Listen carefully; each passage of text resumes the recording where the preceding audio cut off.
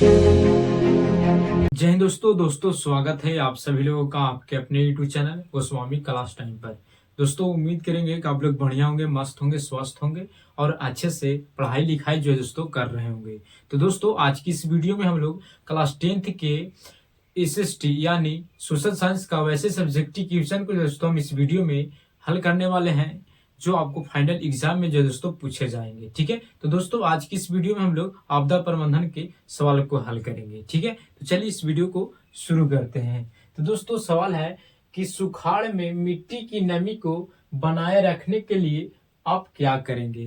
दोस्तों ये सवाल आपदा प्रबंधन से पूछा गया है और आपदा प्रबंधन से जो है दोस्तों आपको एग्जाम में सवाल पूछे जाते हैं। ठीक है, तो दोस्तों सवाल पूछ दिया है कि सुखाड़ में मिट्टी की नमी को बनाए रखने के लिए आप क्या करेंगे। ठीक है, तो दोस्तों चलिए इसका हम उत्तर जानते हैं। ठीक है, और आपको समझाएंगे। ठीक है, दोस्तों उत्तर में लिखेगा सुखाड़ के समय जल के अभाव से न केवल मिट्टी की नमी समाप्त हो जाती है, यानी कह रहा है कि जब सुखाड़ के समय जल के अभाव, सुखाड़ किसको कहेंगे तो सुखाड़ उसी को बोला जाता है जो पानी नहीं होता है, यानी पानी की कमी को हम लोग सुखाड़ कहते हैं। ठीक है, जहां पे पानी नहीं रहता उसको सूखा हुआ यानी सुखाड़ कहते हैं। ठीक है, तो सुखाड़ के समय जल के अभाव यानी जल न होने के कारण से न केवल मिट्टी की नमी समाप्त हो जाती है, यानी जब सुखाड़ हो जाएगा तो मिट्टी की जो नमी होगा वो समाप्त हो जाती है। इसके लिए जल विभाजक के विकास की योजना बहुत सहायक होती है और इसके लिए जो दोस्तों जल विभाजक के जो विकास की जो योजना है ये बहुत ही सहायक होती है। जल विभाजन क्षेत्र ऐसे भौगोलिक क्षेत्र होते हैं जहां पानी एक समान बिंदु की ओर प्रवाहित होता है। मिट्टी में उपलब्ध नमी के लिए तथा तेज धूप से बचने के लिए भूमि पर घास का आवरण रहने देना चाहिए। नदियों के जल ग्रहण क्षेत्र में वृक्ष रोपण का विकास किया जाता है, यानी जो नदियां के जो जल ग्रहण करके क्षेत्र में उसको वृक्ष रोपण का मतलब वृक्ष रोपण का विकास किया जाता है, यानी वृक्ष रोप दिया जाता है।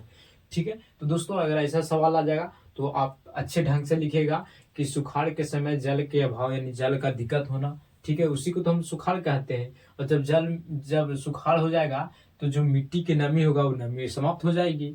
ठीक है, उसके बाद लिखेगा कि अगर सुखाड़ को बचाने के लिए क्या करेंगे तो चाहे तो हम लोग कहीं भी बोरिंग करके मोटर से पानी को देंगे। ठीक है, या योजना के तहत जैसे कि लिखा गया है कि जिसके लिए जल विभाजक की योजना विकास की योजना बहुत सहायक होती है, यानी योजना के द्वारा सहायक सरकार करती है।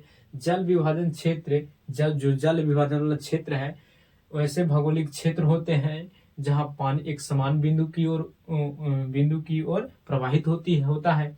मिट्टी में उपलब्ध नमी के लिए तथा तेज धूप से बचाने के लिए भी भूमि पर क्या कर दिया जाता है तो घास का आवरण रहने देना चाहिए, यानी चारों तरफ घास का आवरण रहने देना चाहिए ताकि नदियों के जल ग्रहण क्षेत्र में वृक्षारोपण का विकास किया जाए। ठीक है, तो आप इस तरह से आप लिख लीजिए तो आपको 2 नंबर दोस्तों जरूर मिल जाएगा। ये सवाल लघु उत्तरीय प्रश्न में पूछे जाएंगे। ठीक है, तो दोस्तों अगर आपको ये वीडियो अच्छा लगा होगा तो वीडियो को लाइक जरूर कीजिएगा। अगर आप चैनल पर पहली बार होंगे तो चैनल को भी सब्सक्राइब जरूर कर लीजिएगा क्योंकि इसी तरह का वीडियो दोस्तों आपको मिलता रहेगा। ठीक है दोस्तों, मिलेंगे अगले वीडियो में। जय हिंद, धन्यवाद।